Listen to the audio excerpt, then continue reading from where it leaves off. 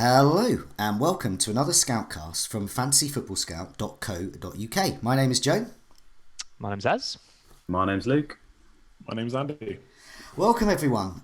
You've caught us just now. We're broadcasting as the games, the final games of Gameweek 15 are being played. So we may interrupt each other with some goal announcements if they are. Just before we came on air, Salah just got an assist, which is great news for Andy, who's captain Salah. Good news for me because I've got Salah, but less good news for those who don't own him. But aside from having a look and trying to work out what we got in this current game week score-wise, what else is coming up on the show? So we're going to consider Arnautovic replacements should his injury keep him out for a while, which it looks like it's going to. It's a hamstring injury, isn't it? A bit like Martial's might have picked up tonight, so there might even be double swoops for lots of people having to make transfers there. It might be a bit of a reshuffle with forward lines as well, maybe with people going five in midfield or considering some cheaper options. So Arnautovic kind of shakes the template up quite a lot. So we're going to go bargain hunting.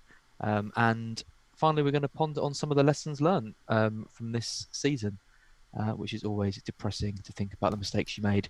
But hopefully we can learn from it and do better going forward.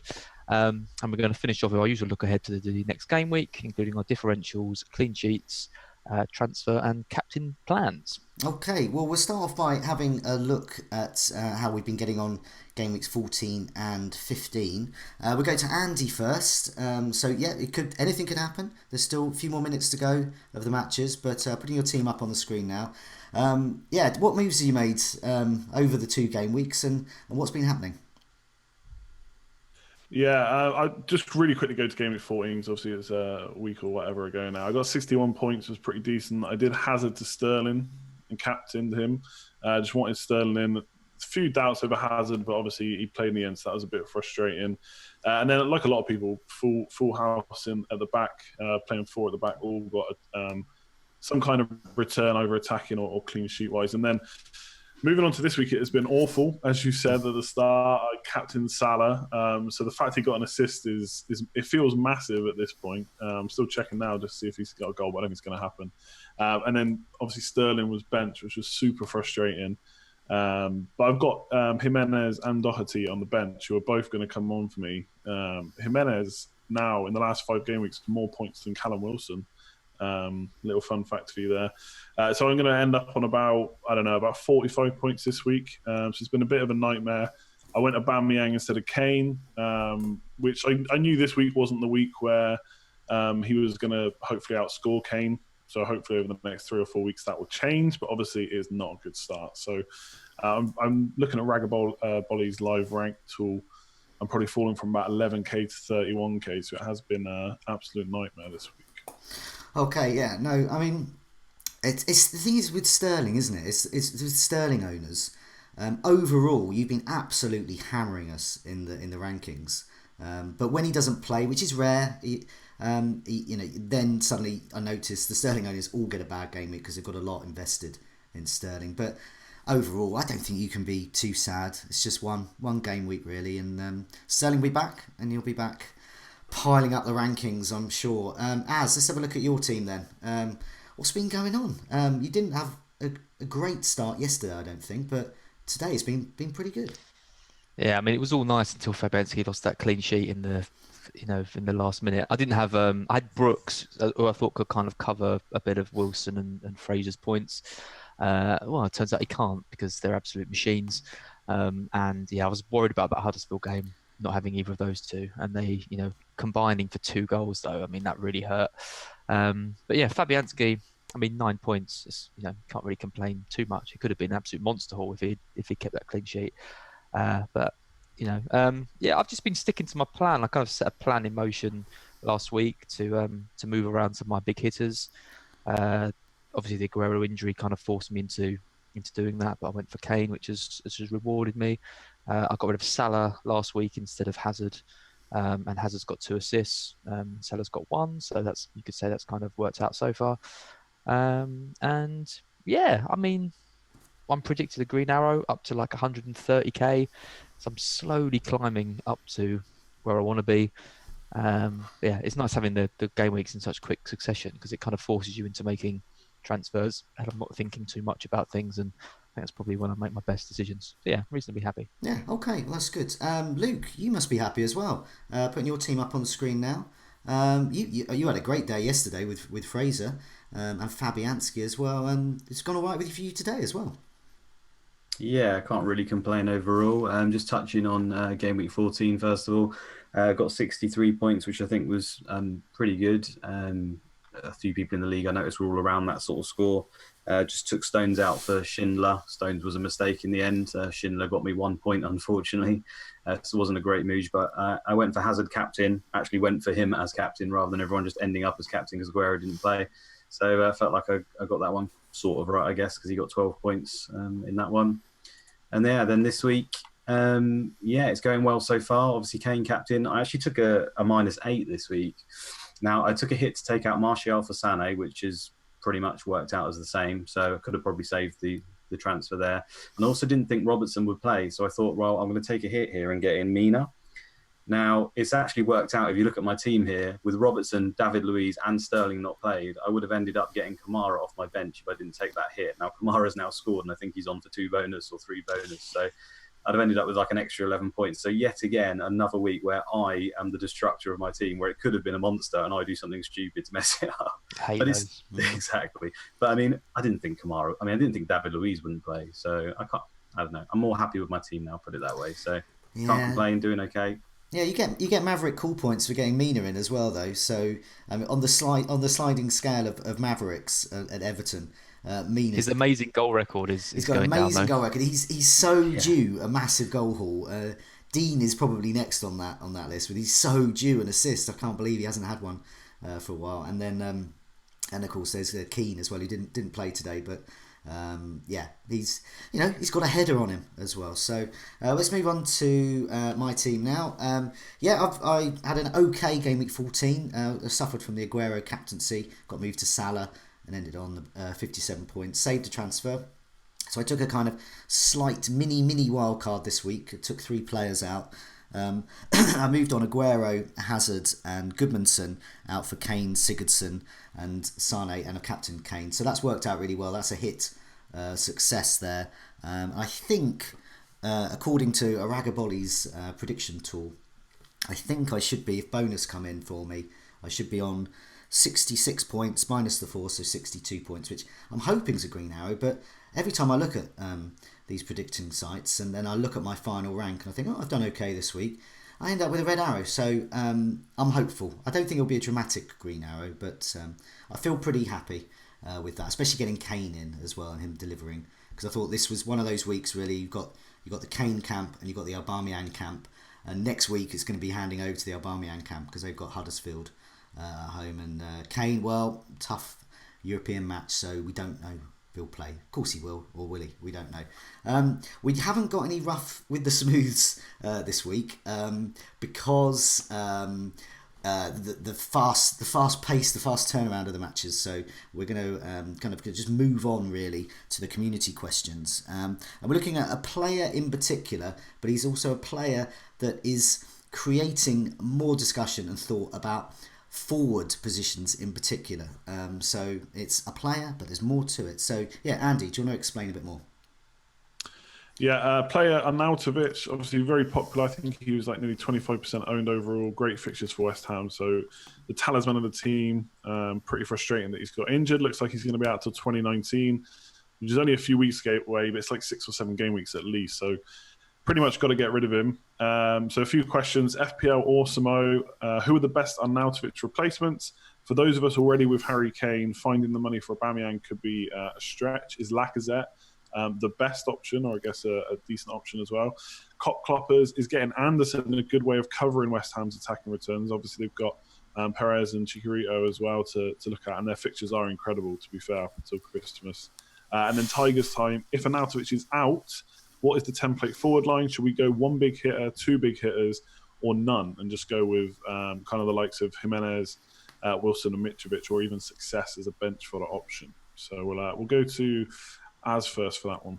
What do you think about Arnautovic replacements? Well, I think there's two things there. I think Lacazette is probably the person that I'm going to go for.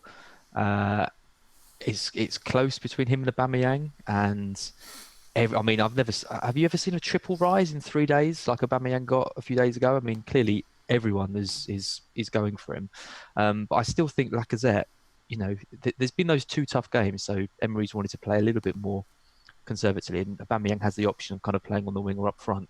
But now the fixtures have softened. I can't see why he wouldn't play Lacazette, as the main striker and shift Aubameyang back onto the wing like he was doing earlier in the season. So I think Lacazette is flying a little bit under the radar. Didn't want him to score tonight. That's always annoying.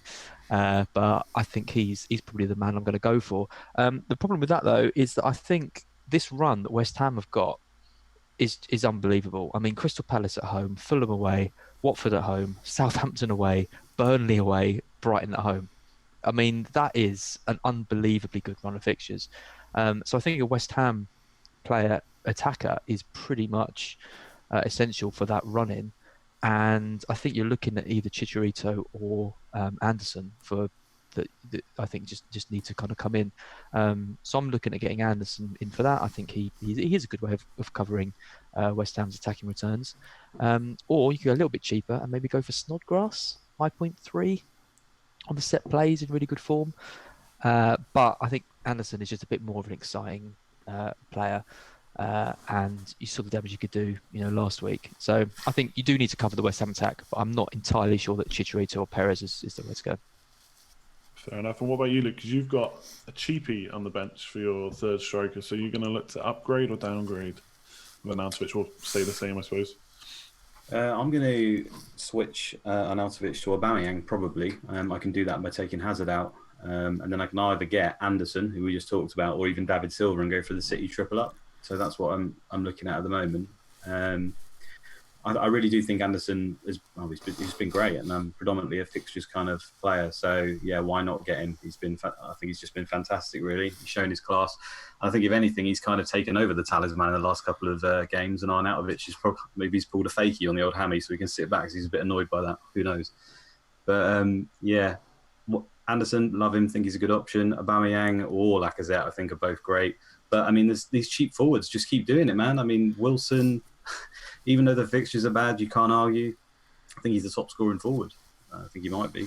Then you've got Mitrovic as well, who looks like he's continuing to score, and they've got good games coming up. I mean, I can't argue against that. And Andy's already touched on Jimenez as well, who's just scoring points every week. So I can see arguments for all of those guys. I mean, there's even success that he's playing if you really wanted to save money and look at your team at other places. I've got him. It's been awful. Yeah, I don't think he's going to do much for you, but it's obviously if you want to look at shifting some funds around in your team.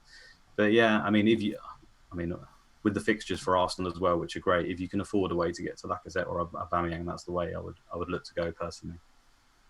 Cool. And just to interrupt, because there has been a goal in the Spurs game. Oh, who's it? Harry Kane?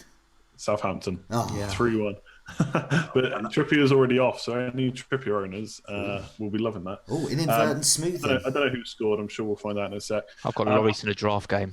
Damn. Nightmare. And that means there's been no clean sheets this entire game week. Okay. Jesus. Wow. That's why Doherty's so good. Attacking returns if the clean sheets are there, which they haven't been for weeks now. So I'll just quickly answer this before we come to you, Joe. I feel it's really difficult to just not get Wilson because he's been in such good form.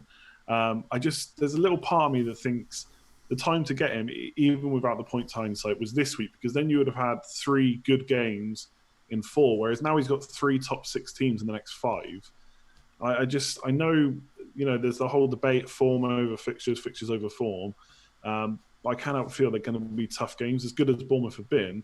I don't know. I don't want to use the word struggle, but I just don't see him necessarily keeping up those points. But he does also. He's so highly owned now that when he does score, it hurts if you haven't got anyone to back him up. I don't think, to answer the question on 2 big hitters, I'm personally not going to go there. I mean, one of the problems I've got right now is that I've got Salah and he's holding so much budget. If I get Kane, it's pretty much the same thing, and I've already got Aubameyang, so I just don't see the value there. And obviously, if Kane goes mad, I might have to get him in. But right now, I'm looking at the thing I think is going to happen with Kane, or the thing I hope is going to happen with Kane, is, and obviously if he gets 12 points every game, you're not going to worry about this. But if you've got him, you're gonna feel forced to captain him, and I think people will not captain Man City players. So I've got Aubameyang this week for Huddersfield, and then I'm basically just going to probably stick the captain's armband on Sterling, who has been points per game the best this season. Hopefully he can just keep outscoring Kane. I just feel if I get Kane, that's too much money wrapped up, and rather than get Kane and Aubameyang, I want to get 2 Man City midfielders and maybe even get Hazard back and spread the funds that way. Are you going to get rid of Salah then? Yeah, not this week, just because other stuff has come up now. But yeah, I'm probably going to get rid of him in game week 17 because that's when, because we're talking about Arsenal and Spurs fixture things quite a lot, but Chelsea's fixtures are still good, Man City's fixtures are still good, and they score 3 goals past everyone.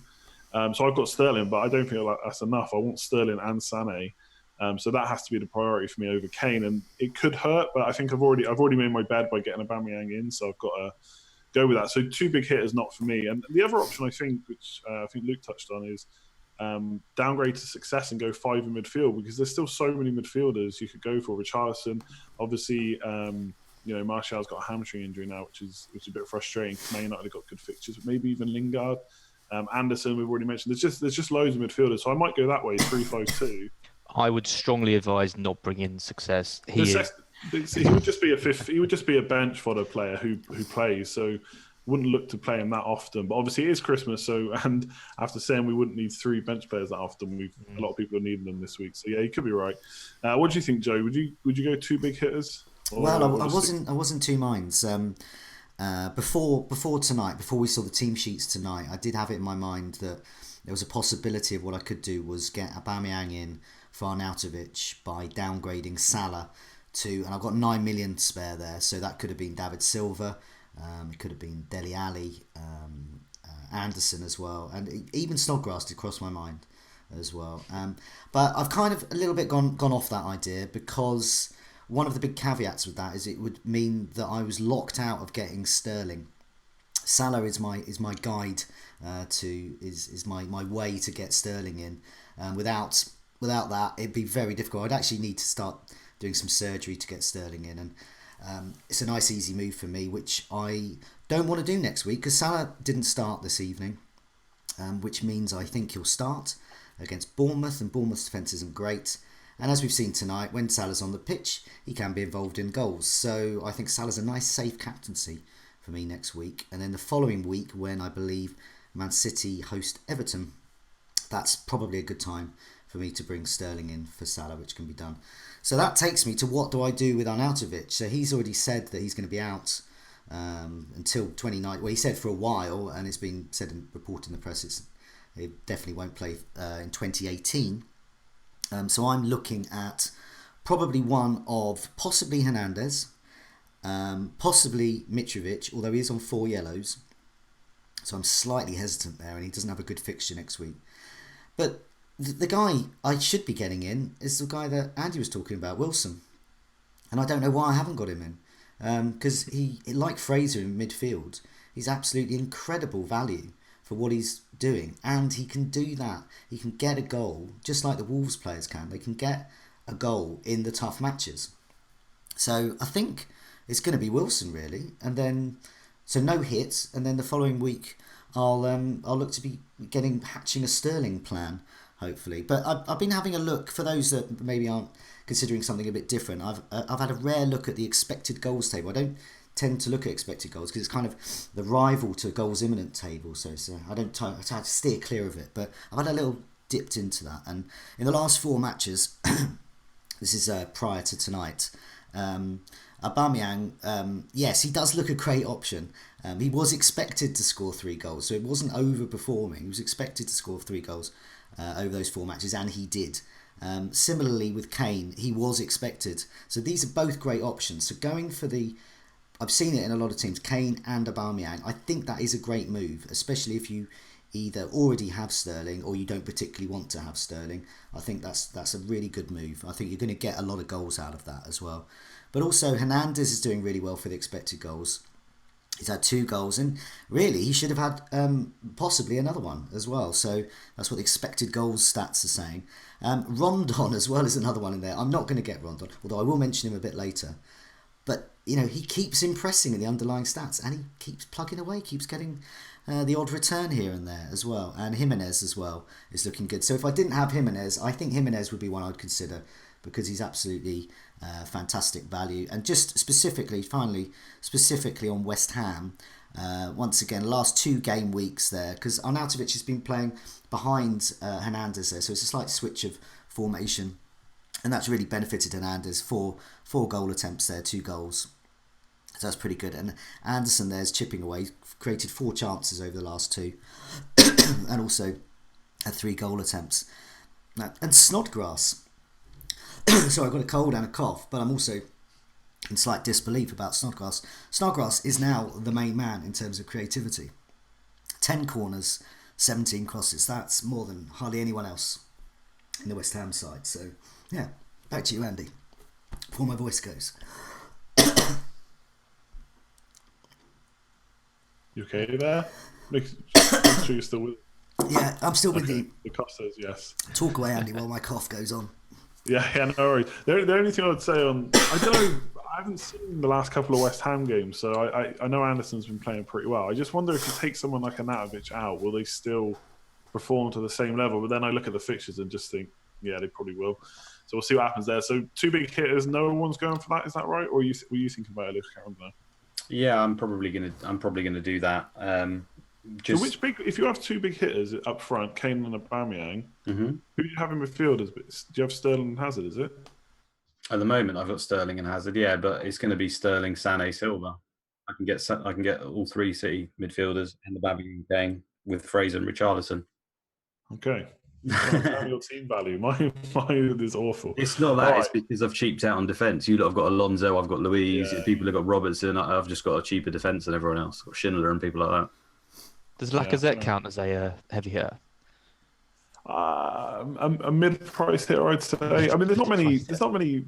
I suppose he is a heavy hitter in terms of what points he can get. So maybe he is the one. He's 9.3, and 9.4. See, it seems expensive to me. I think it seems expensive because there's no one like in between Wilson and Aubameyang. Like he's like the only, like Morata and Giroud, who's getting them. Vardy. I think Leicester's fixtures are about to turn a bit. So yeah, no good. Talking of the cheaper teams, I think Luke, you're up. Yes, Luke. My voice has just about come back. Luke, this is interesting. This teams, because we're looking at kind of teams in general, but there's one team in particular. I put a photo up of their main man, is Fulham, under new management, and they've got a great set of fixtures coming up. So I understand we've got a few questions about them, and also some other teams as we look for cheap options. Yeah, so Fulham's one of them, as you mentioned there. Huddersfield also got some great games, and Southampton got some reasonable games as well, and obviously got a new manager, so we're hopeful that there could be some change there. It can't get any worse, let's face it. So questions from the community. So on this subject, we've got Do I Not Like Orange, who says, which team should we be targeting as enablers? We all know we should be getting big hitters from Arsenal and Spurs, but who are the cheap scrubs we should go for to make that possible?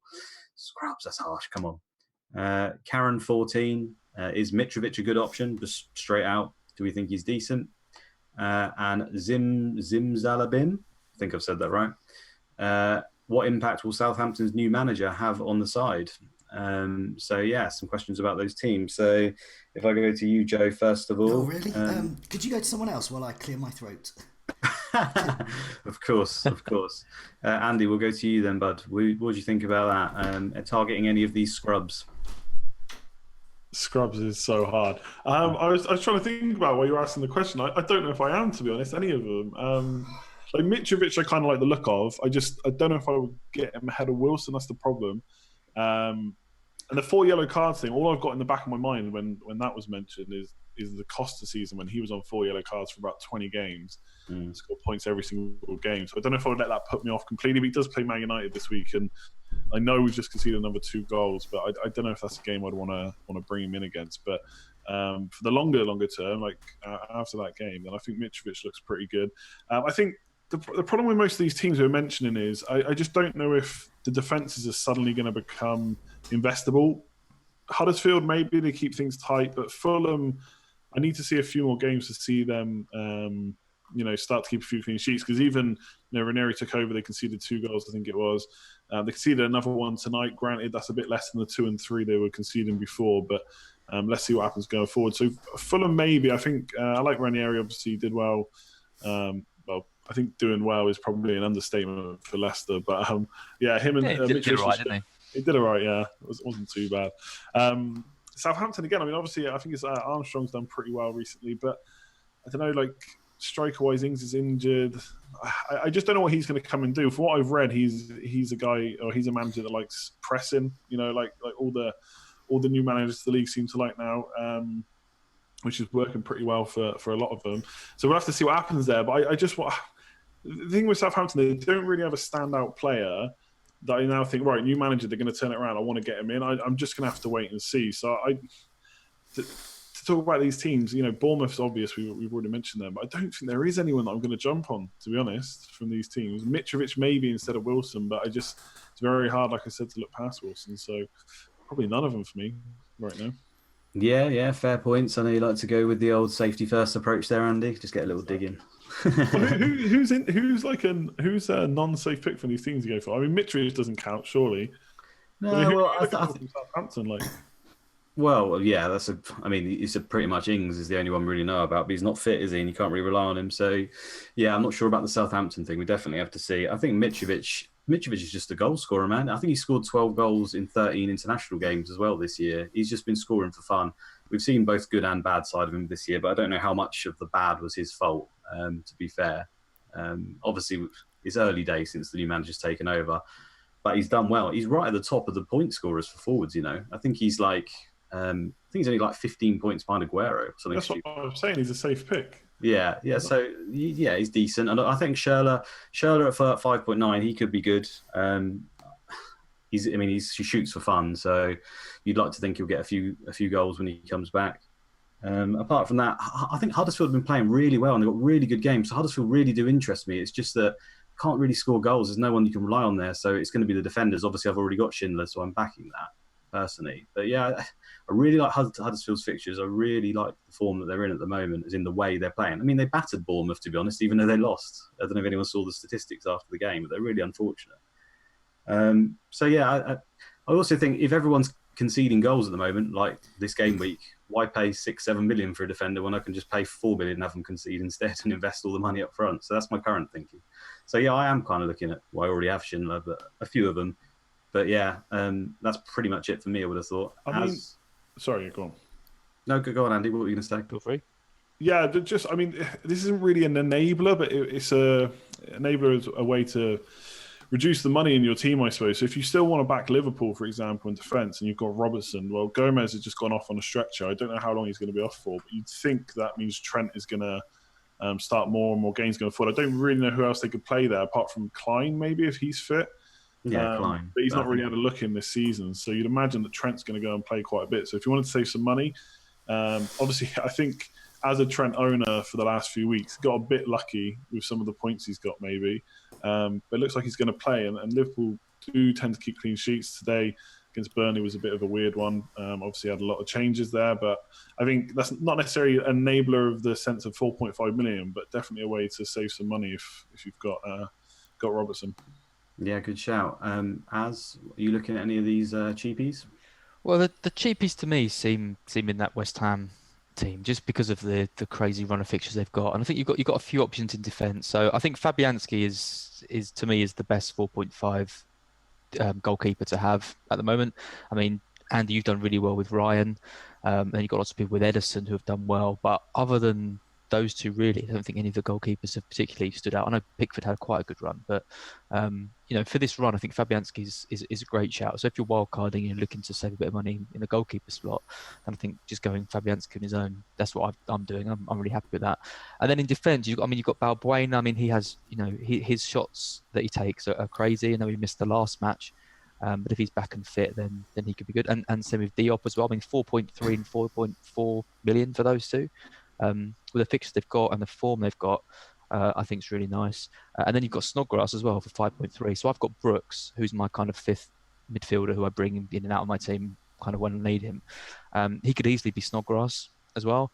And he's a player over this this fixture pile up over Christmas that you're probably going to need to call on at some point, and he's got the fixtures to really kick on and do well for you, whether he comes off your bench or whether you play him in some of his easy fixtures. So I think West Ham's a good option to go. I think Kamara's an interesting one as well, because I know when Ranieri took over, there was quite a lot of people saying that they were going to try and do a kind of Okazaki Vardy, light version with Mitrovic and Kamara. So maybe Kamara could be like the incredibly budget version of Vardy in that kind of duo.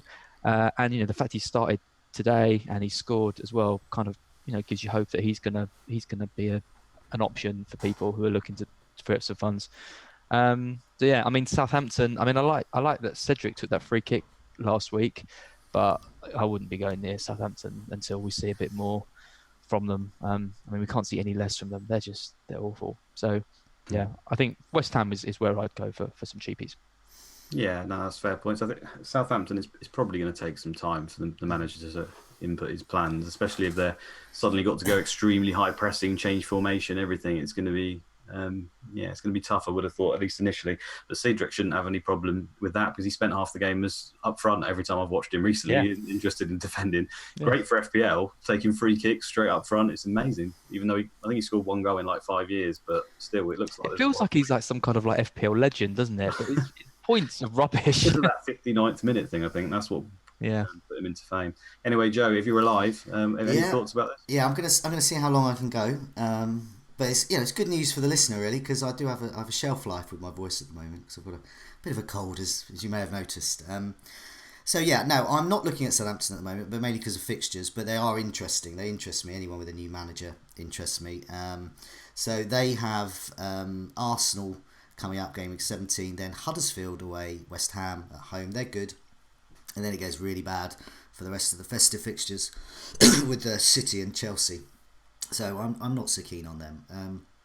I mean, this is a real test. I'm going to attempt to pronounce their manager's name, Ralph Hasenhüttl, who I think I've got that right. Sounds good. You than me. And sounds good. I don't know if it was mentioned, but he favoured a 4-4-2, and very young side as well with Leipzig. So I think that could be good news for some of these younger players there. Could be some interesting cheap differentials going into January and February perhaps. And so the likes of Armstrong could get minutes there as well. Also, interestingly, his name literally means rabbit cabin in English. So there's a little aside there. I'm not sure what purpose that serves, but nevertheless, it does. It's Fulham that interests me. Schürrle interests me. I want to see if he's going to start getting some starts and returns under Ranieri. And of course, Mitrovic as well. Chambers is an interesting one. 4.2, playing in midfield. Prior to tonight, he had 6 goal attempts over the previous 4 matches. So there's an interesting one there. But yeah, so and obviously Fraser and Wilson are still offering fantastic value there. But I think it's Mitrovic really I've got my eye on, but he is on those 4 yellows. So do keep an eye on that. Yeah, that's my thoughts. My voice held up as well, so I'm pleased about that. That's good. Now our next section, we're going to look at, this is a kind of talking point really. And this is we've got to the stage of the season where we can start to consider some lessons learned. So Mr. Black Box himself, do you want to take us through this section? If I ever got to do a plug for my podcast, it's now. So I've started doing a little podcast, just 15 minutes long, on mistakes and things like that. So it's interesting that we've had a few questions about this. So Jonathan Hancock, Chaz Button, FPL Wisdom asked what lessons we've learned this season. And I've always felt that as the seasons have gone on, because we've all been playing this game for years now, it's nice to have a kind of log of what mistakes I feel like I've made. And at the end of every season, I always say the same things. Is I'm not going to captain risky players. I'm not going to play it too maverick this year. I'm not going to do this. I'm not going to do that. But it's interesting what kind of works and what doesn't. So I'll start. I mean, the biggest, I think the worst feeling in FPL is when you don't back yourself and you don't listen to yourself. And I think Luke, of all of us, is the best at backing himself. because he has a kind of theory about something and he'll take hits to make it happen, like Mina in for Robertson. Which block Kamara as, so don't do it. But it's I think one of the advantages we have as these kind of veteran players is that we know a lot about how the game works. And in theory, we know, we don't have gut feelings for no reason. We have gut feelings because we've looked at stats or because we've watched matches, or we think a player's due a haul because of some kind of instinct that we have from playing the game long enough. So it's really frustrating when you have that instinct and then you don't kind of listen to yourself. So the biggest example of that for me was with Sterling. I watched that England match weeks ago, saw him score those 2 goals, and I just thought this guy he's gonna be, probably the top point scorer this season. And then I think Salah had Cardiff at home, so I was like, right, I need to get Salah in. I need to get rid of either Hazard or Sterling. Hazard had an injury doubt, but I still got rid of Sterling, and I can't really see what that cost. I mean, that cost me like 40 points, 45 points, that move. The wild cards, I think this season is a regret I had. I had a bad week, and so played it, and I probably should have waited. So it's these kind of the same lessons, isn't it? It's about patience. It's about backing yourself. It's that kind of stuff. But I think one thing that's really interesting is I think every FPL player always has a blind spot or some kind of weakness. My weakness is Bournemouth. Every year they spy me. So I'm not surprised to see Wilson and Fraser going absolutely mad, because I hadn't considered them really, and they just keep scoring, and it happens every season, whether it's King, whether it's Daniels, whether it's whoever it is, they always burn me. So I think if you can kind of work out what your weakness is, then maybe you can take some steps to address it. Or maybe I should just bring in 3 Bournemouth players, but maybe then they'll all stop performing, and then that was the weakness. Who knows? So yeah, I think that's my thoughts. I think it's good to acknowledge what you kind of do and how you kind of fix them. I think definitely going with your gut, to me, is the big lesson from this season. I really want to start doing that more and listen to myself, so I don't miss out on points, which makes me upset when they come in. I'll go next because I've jumped in anyway. I got a bit of a different opinion on this. Like, I feel like a lot of the time the lessons we've learned just turn out to be hindsight. Like, go with your gut is fine, but then what we never do is record the times when we didn't go for our gut and it's right. And we'll never remember that. We'll just forget about it. We'll only remember the times when we go for our gut and get the decision right. I do. Oh yeah, okay, fair enough. But so my lesson is probably that I don't learn enough lessons. Like, I just think we're too early on in the season right now. I looked at this week. I looked at Sané and Wilson, and I didn't go for it. I wouldn't say that was a gut pick. It's just I decided that I'd keep the structure I had and get Aubameyang for free, looking ahead. And obviously it's backfired this week, so I could say that I should have gone for Kane. But then Aubameyang could outscore Kane next week, so I find it hard. But what I have done is taken lessons from previous seasons. So I was much more willing, and maybe it's because Robertson and Mendy just look so good, but I was much more willing to go big in defence at the start of the season. Because if you remember, we had, I think it was Barrett on, and he went big. And then as the season went on, when we started to know who the attackers were, what teams were in form and stuff, he started taking money out of defence. And that's what I've done. I've still got Alonso. But after that, I think Trent is my most expensive defender. So I've taken a bit of money out of defence. And the other one, which is going to come to the test soon, is what I mentioned earlier with Sterling. So we took ages to start captaining Salah last year, even though he was scoring over 8 points a game. Sterling is doing that now. Sterling, we've already seen, is going to likely get rested a bit more than Salah did last season. But as I said earlier, like, people now have got Kane in there. They're definitely going to captain Kane for good reason. Obviously, good fixtures, good team. And they're probably going to look past Sterling, who has been the best player this year so far when he's played. So I'm trying to learn from the fact that we messed it up so badly with Salah last year. And we'll see how it goes. Obviously, that's not something I can say right now. I won't learn that until much further on into the season, whether that works out or not. But I'm trying to, like, if you're talking about going for gut and going for the obvious, like Sterling, 8 points a game, why are we not captaining more? Like, he was this week. Okay, fair enough. People had doubts about him starting. They were correct. I almost captained him. I actually just put Vice on him. But yeah, going forward, that's what I'm going to go for. So I'm trying to learn from lessons from past seasons. This season, I just think is a bit too early. And I don't know, anything I think of, I just think, well, that's just hindsight. You just got it wrong. I don't know. A lot of 50-50 calls sometimes, and just the way it goes, really. Yeah. I guess I'll go next then.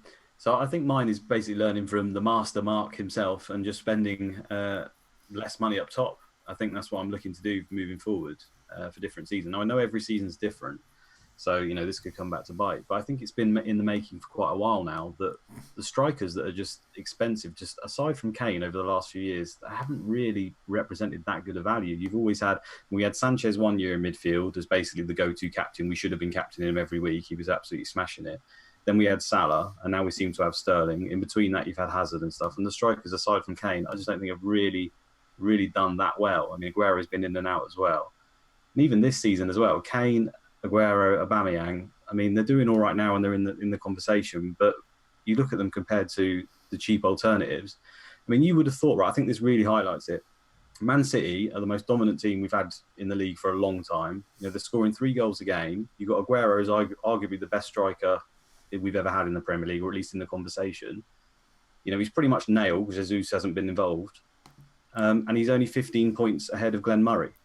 So I just think to myself, why am I wasting my time? I may as well have gone with Glenn Murray, do you know what I mean? And saved myself half the price and just spent all that money on the expensive midfielders and expensive defence, like Andy said. Which if I'd have started that way, it's easy again to say in hindsight, but if I'd have started with Wilson, Jimenez, Glenn Murray or whoever, spent all that money on all the big hitting midfielders and the bigger defenders, I'd be laughing right now. And, maybe now we start taking the money out. But, I think, go on. I was going to say, I think hindsight is a word that's used like quite a lot. And I think if you can look back at a decision and you can kind of see, the sense in it, then it's not really... then the logic was there, so there's not really anything to be bad of. It's, to me, hindsight is more for things like I bought in Pedro earlier in the season, even though like Willian, Hazard and Pedro were all fit, so there was obviously going to be rotation there. I bought him in and then he was benched next match, and then that kind of decision is I can learn from that. I need to not bring in players who are going to be benched. I think like when you start the season, like you're looking at Man City's fixtures and you're thinking, okay, now at this stage of the season, Aguero's only 15 points of Glenn Murray. But I mean, you would never have predicted that at the start of the season. No, but in terms of value, I think you kind of... I mean, to be honest, I can honestly say that before the season started, I was looking at going with no big hitters up top. The only thing that changed my mind was I went with Aguero as my only one because of his performance in the Charity Shield and obviously what we thought he should have done for City so far. Just changed my mind. I think that happened to a lot of people. A lot of people don't think we're going with Aguero until that Charity Shield performance. His ownership rocketed, didn't it? From 5 to 25% or something stupid. My highest price striker then was Firmino until that point, and everyone else was cheapies. So I honestly was going down that route and it just got swayed. But I just think it seems to be more and more thing. But there's not many strikers in the league. You can just tell there's the sort of Aguero, Aubameyang, Kane, then there's a massive gulf, and then there's a bunch of cheapies. And it's over the years, it just seems to have become more and more separated. So yeah, for next season more, that's probably how I'll look to start. There's obviously going to be periods, where you cover fixtures. So Kane right now and Aubameyang are looking good options for a small period. But starting with them, I think, can really harm your team, I think. Well, it seems to. The only other thing I really think I've learned is not to worry too much about rotation. I just think that, I don't know, Man City are so dominant and Liverpool are easily the second best team. And I feel like if we've been playing Bundesliga or La Liga, we would all sit here with 3 Barcelona, Real Madrid players in our team, even if they were slight rotation people, because, the people who come off the bench are likely to smash it every week as well. We would have just picked them. And we're kind of playing catch up in this. We're not aware of how dominant they are. So to have your Sterling, Sané and stuff, no one would have really done that at the beginning of the season. But I swear, if we were Bayern Munich, you'd have just picked 3 of their players straight away. And it feels like that now. So I don't need to worry about rotation as long as I've spread my money and got a little bit off the bench. If Sterling doesn't play like he didn't this week, but next week he might score 30 points. So I think moving forward, I can only see that, if Pep stays at City and Klopp stays at Liverpool and they strengthen again, I mean, it looks like they're just going to continue to walk the league for a little while yet. It's that there's rotation in terms of like you've got kind of the main players and they're just going to be rotated because the teams have got a big squad or because they've got Champions Leagues like that. And then there's rotation of players who spot, like Pedro, for example, who just he's gonna rotate with, or like Morata. You're not going to bring Morata in because you're not sure. Yeah, there's obviously limits to it. It's not just pick 3 any people. It's got to be limits within it. But my point is really that a lot of us avoided City because we weren't sure who would play. But really, in hindsight, they scored over 100 points and smashed the league apart last year. So we really should have had 3 City, 3 Liverpool from the off. I think, which I think a few people did. But yeah, I just think we're kind of slow on the uptake. Yeah, It's interesting to learn. Sorry, one more thing, just on Sané, because I mean at the start of the season, Sané wasn't featuring at all. He was, you know, I don't think he played until like game week 4 or 5 or something. Then obviously got the Mendy injury, and then he came in.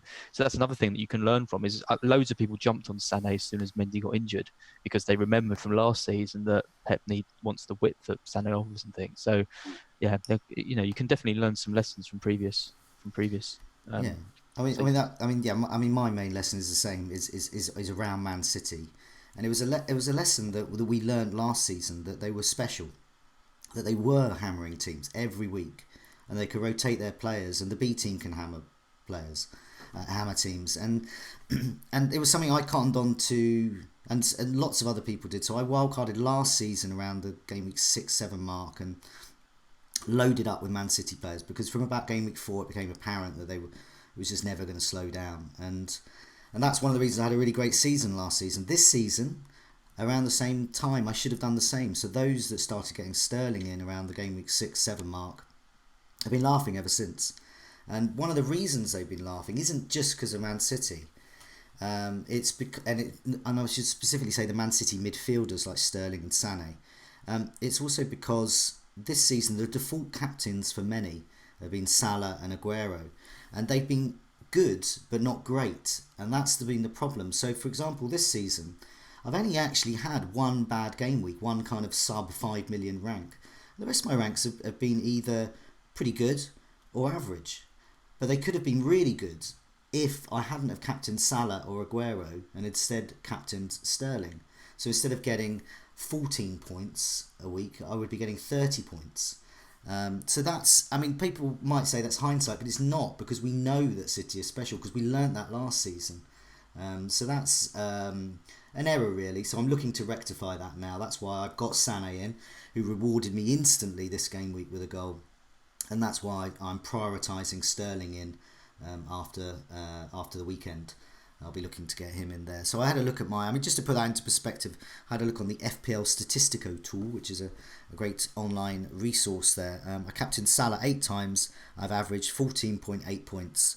I have captained Aguero 6 times, averaged 14 points. So you compare that with the Sterling captainers and those that took a punt on Sané. I say it was a punt. It's not even a punt anymore. I'm still partly saying it's a punt to captain Sané, and it's not. This is a lesson that I think we've all learnt. But the thing is, we're all going to be on that now, so everyone's got to find new ways to get a march on other people as well. Other than that, the only other thing I just wanted to mention is about formation, and this is something that a lesson I learned last season, is to be flexible and not be afraid of going away from the traditional 3-4-3. So this season, I've actually been more successful when I played 4-4-2, and that's because of players like Wan-Bissaka and Doherty as well. So I think that's another lesson. If you've got the players that enable a good formation, a particular formation, go for that, and don't be kind of put off by any particular bias saying, I don't like playing too many defenders. Last week, for example, a lot of people actually played 5 defenders, and it paid off because there were so many clean sheets. This week, if you play 5 defenders, you didn't, but people didn't. You see, and that's the thing about managers. They've been much more savvy now about how you're using formation. So I think I've got the formation thing right, but I've been really costly by not going for those Man City mids. But let's move. I'm sorry, carry on. Just one more thing on this, right? Here's a question for you then. Lesson learned, talking about should be captaining Man City players and stuff. In 2 weeks, Kane has Burnley at home. Man City have Everton at home. Are you really not going to captain Kane? Any of you? Oh no, I want Sterling. I'm not necessarily saying I'm going to captain him, but Kane's a different proposition now, because Kane, we were a little unsure. Is he in that Salah Aguero bracket of being kind of mediocre captain, expensive mediocre? Well, this game week I've perhaps seen he's got a goal assist in him, bonus. He's getting a double-digit return. I don't think I've got a double-digit return. I think I've got 1 double-digit captaincy return off Salah this season. So I think Kane, I don't know, it's a bit of a wait and see really. We've got the next game week as well. But yeah, I'll have that nice choice really. It was more Salah and Aguero. So I've let Aguero go and I'm willing to let Salah go for Sterling. Kane, I don't know. I don't know whether he's in that bracket. I've got a But feeling. Burnley at home is a much better game Yeah, than Everton. I've got a feeling that Kane, in current form, is in the Sterling bracket, as in he'll get me double-digit returns in a nice, easy match, as he did tonight against Southampton. Yeah, I don't know. Maybe I'll come back in a few weeks and my lesson learned. I can't believe Lesson learned is you should have got. I should have not Because he scored trusted goals. Kane. But that was the same last season as well. We learned that we should all captain Salah instead of Kane. Those that stuck with Kane, I know we had it on the Scoutcast a lot. Mark, it was famous. Mark sticking with Kane, and This is exactly this. It's almost identical situation. You just it brought is. Kane in when Sterling. Now, fair enough, you can have both. We had both Kane and Salah last year, but we still captain Kane. Now he did get back-to-back hat tricks. That was pretty nice. But yeah, we still. For me, this is why I'm looking so much into it, is because it feels like exactly the same. Sterling is getting basically the same points Salah did, yet we're still looking at Kane maybe being the best. I think, like I said, we won't know now for a few weeks because no one's captaining Sterling. It's tricky with the comparison between Everton and Burnley, though, because Burnley are absolutely atrocious. Yeah, exactly. If Sterling had Southampton, then you wouldn't even. Well, there's also, I think you're looking back on tinted glasses. Yes, Salah was best option to captain nearly every week, but it wasn't every week. There will be the occasion. Yes, there will be occasion. And I think, Everton have really tightened up at the back, and I know it's Man City, but I still think that it's Burnley a slightly special occasion. But there's a few other matchups. So, for example, Man City game week 18, they're at home to Crystal Palace, and Tottenham are away to Everton. So that's when I'm thinking, well, hey, Sterling, definitely captain in there, as opposed to any other player really. He'd be my top choice to captain then as well. And away to Leicester, there's a few ones like, say, Tottenham are at home to Bournemouth in game week 19, and Man City away to Leicester. Well, that's going to test me as well. So I think we'll see how Kane's progressing there. But yeah, once again, it'll be between Sterling and Kane. So that's a change for me, as in opposed to between Salah and Aguero. I'm now thinking Sterling or Kane. But yeah, time will tell. But well, let's move on to have a look at game week 16. So we get the old fixtures up there. And now, have you been fully briefed on all of the differentials and clean sheets so far?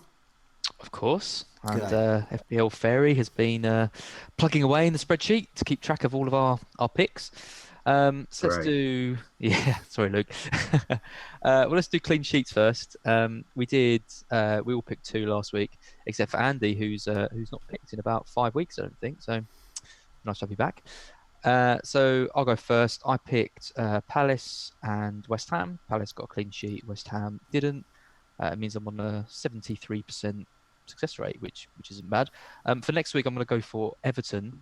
I actually don't think there's going to be any or very, very few clean sheets next week. So this was quite a hard choice. But I think Everton have got as good a chance as any for all the reasons you just said, Joe. I think they've really tightened up. Watford are scoring, but you kind of never really know what you're going to get with them. So I think there's a decent chance of that, as good as any. So I'm going to stick with them.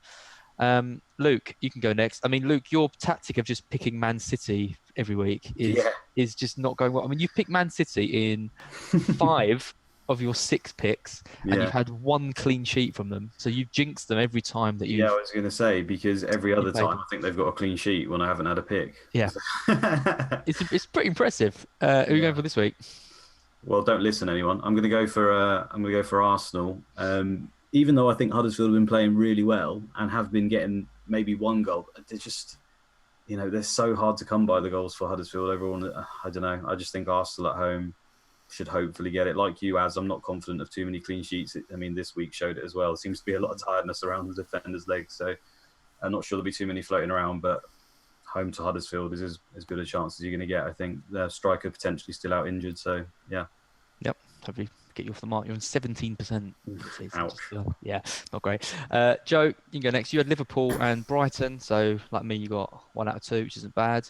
You're on a 64% success rate. Okay. Pretty decent. Who are you going for this week? Well, I'm going to go for West Ham when Palace visit. One of the reasons I was quite surprised how poor Palace were against Brighton, and it was something Roy Hodgson's been saying that he felt that his team weren't used to the midweek fixtures.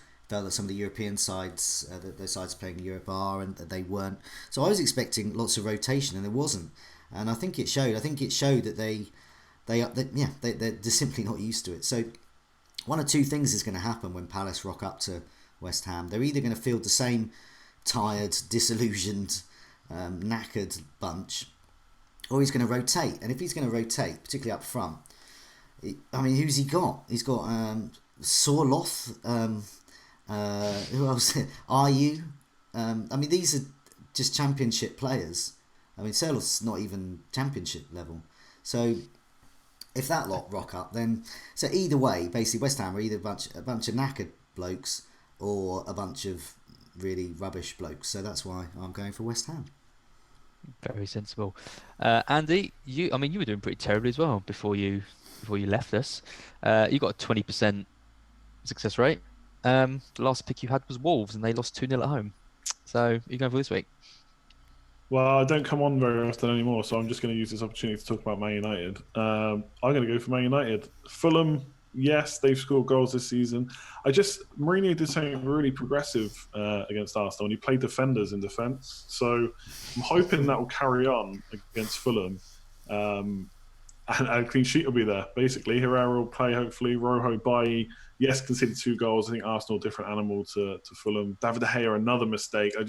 I got my fingers crossed he won't make mistakes for the rest of the season because, like I said earlier, he was Superman last year, so I hope he can pull that back. So Man United at home to Fulham. You know you're supposed to be getting your percentage up, right? Not down. Here we go. This is it. All right, so differentials next. Shout out to David here because he loves to brag when he gets a differential right. And he actually managed to pick a differential who got sent off when he went for Steve Mounier against Brighton, so got -2 for that. So I like that against his name. I think that's pretty nice.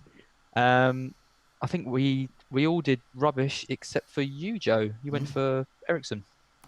Yeah, and I went for Son the previous week as well. Oh, Son and Ericsson. Yeah, Son, we all got nothing except for you, who got 2 out of 2 right with Son and Ericsson. So yeah, backing the Spurs guys clearly went well for you. And you can go first with differentials. Remember your last pick was? No idea. I can't remember what week it was. It was game week 9, and you went for Josh Murphy. You got 7 points. There you go. Oh yes, I do remember now. Yeah, that was a great pick. So I'm just going to stick with Man United, and as you lot will all back me up, these were picked earlier before the match, and I'm going to go for Jesse Lingard. Got a goal tonight, and again, let's see if Fulham can turn the ship around when it comes to defensive points and clean sheets, and I'm just not sure they're quite there yet. So maybe even Man United can score against them. Jesse Lingard. Nice. Luke? Yeah, I'm back in the Arsenal clean sheet again and going. Again, it was picked before tonight. I heard he had played really well. I've not seen the game, but Kolasinac, I just think if he's going to play that wing-back role, I could be looking at some attacking turns finally for him because he came to this league with a reputation for having attacking points. And to be honest, apart from the first few weeks in the league, he's not really shown it. So I'm hoping he can recover that. Yeah, I'm looking to bring him into my own team this week, so hopefully he can. What about you, Joe? Another Spurs player? No, I'm not. This is now once again. It's a player who did well this evening, but we did pick earlier as well. We can verify that with each other. I picked Rondon against Wolves. One of the reasons is I was just looking at the underlying stats, and he's just not going away. He's right up there with all of the top strikers and forwards with goal attempts, shots on target. And so his last 4 matches prior to tonight, only Kane had more shots than him over those 4 matches, which is pretty impressive. 13 of those were in the box, and that was actually top over his last 4 matches, and 5 were on target. And he's only 1.5% owned. So Wolves, as we've seen, have a habit of conceding. So I think Rondon. I think he's going to do it again. Nice.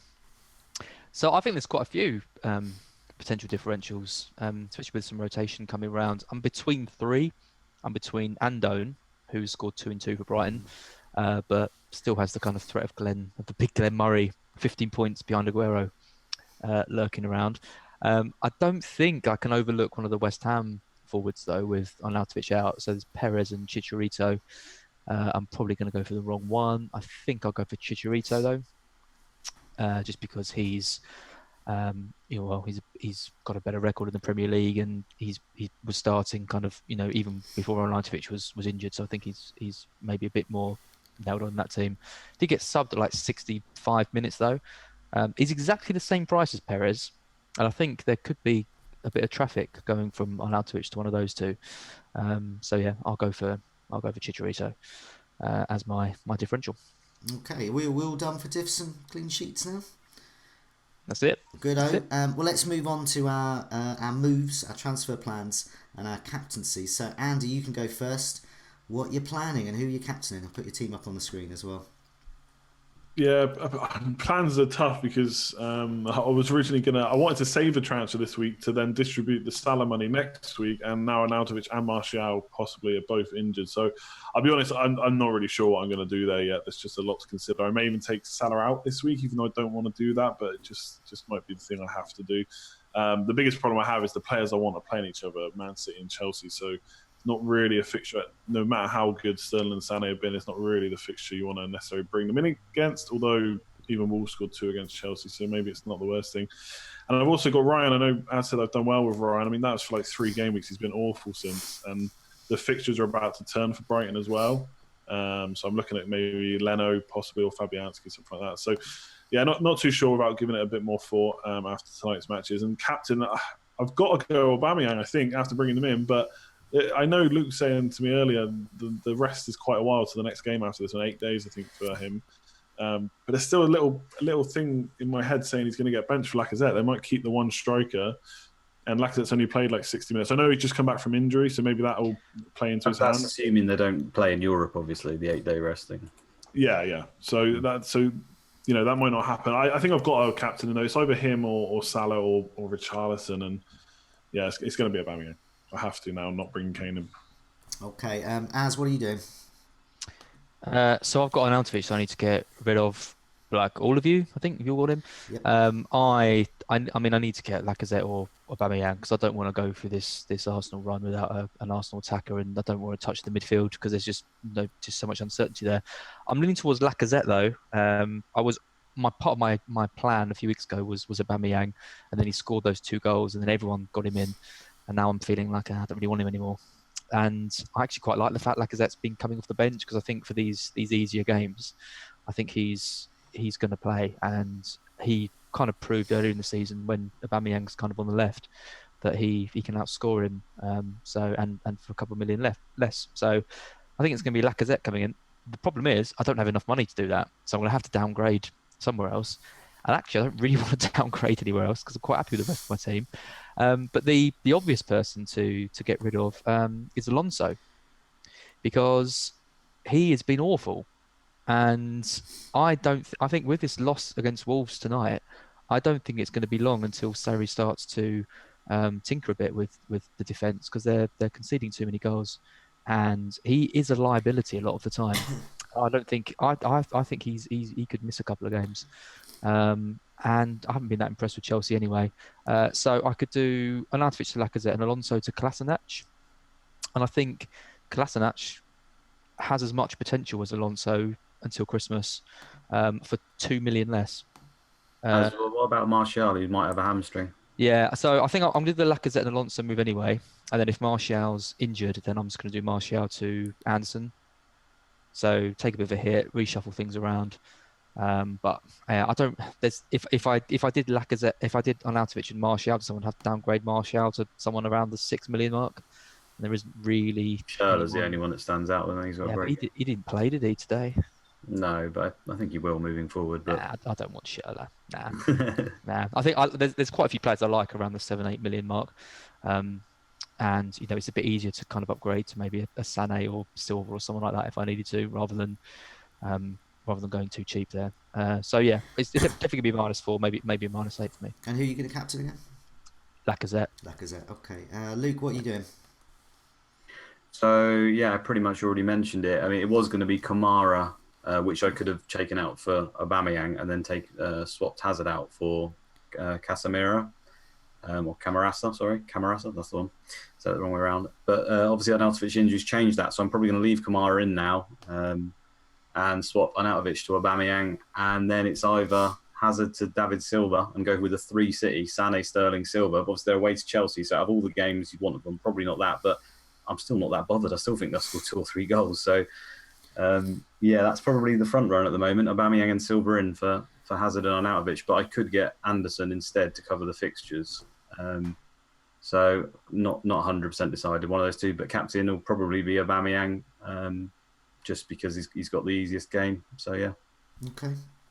Well, I mean, I've alluded to what I was thinking of doing, and I was considering about Aubameyang, but I think I'm gonna just look for a straight swap with Arnautovic, and as I said, it's really between Wilson, Mitrovic, and Hernandez really at the moment. I think there, and the two captain choices I've got are Salah and Kane. Ordinarily, I would go for Kane in this one, away to Leicester, but with the Champions League game a few days later, I think there is a risk that Kane won't start. There's always a risk. I think Pochettino has said that basically only really the goalkeeper is immune to rotation. But I think more likely is that Kane will have reduced minutes. And I think Salah's got his reduced minutes this weekend. So for me, I think I'm going to go for Salah. But for now, I mean, personally, I've been struggling through this and my voice is almost held up. But for now, it's a goodbye from me. Goodbye from me. Goodbye. Good night. Goodbye all.